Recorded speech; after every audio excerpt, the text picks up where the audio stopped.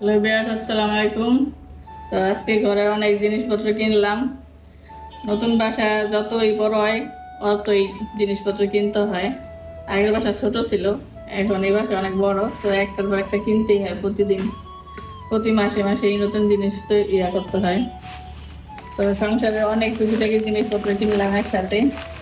পুরুষ মানুষের বাসায় না থাকলে যে অবস্থা হয়, সব মহিলা ওই রোজার মাস উপলক্ষে রোজা থেকে অসুস্থ হয়ে তেমনিও কিনতেই হইব বাচ্চাদের জিনিস, নিজেদের জিনিস। এই যে এগুলো সব কিনে আনলাম, বাচ্চারা পিজ্জা বানায় খাবে। তো এদিকে ব্লেন্ডার কিমা করার জন্য ব্লেন্ডার আনলাম, একটা কাঁচের ব্লেন্ডার।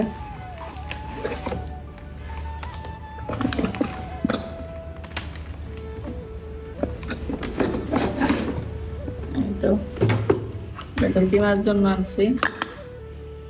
এদিকে একটা টেবিল ক্লাস, টেবিলের ক্লাস। এদিকে শিং মাছ আনছি, এগুলা গাদা শিং মাছ, ক্যাপসিকাম, কাঁচা আম, জামগুলা, আদা।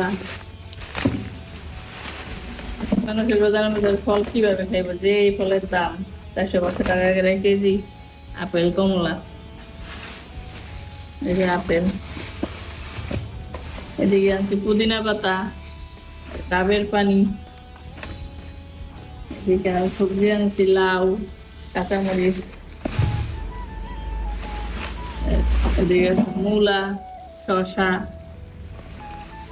তারপরে হইলো পালং শাক, টমেটো। এদিকে দিস্তা কাগজ, কলম, তার ফাইল। আরো অনেক বাজার রয়ে গেছে, এত বাজার একসাথে আনার মতো না। এদিকে কলা, প্রতিদিনই বাজারে যেতে হয়, কিছু না কিছু থেকেই যায়। এদিকে কিছু থ্রি পিস আনছি, এই যে এটা হলো আবার মেয়ের জন্য বন্নি আনছি, এটার ভিতরে সাদা বন্নি পছন্দ করে। তো আল্লাহ হাফেজ, সবাই ভালো থাকবেন।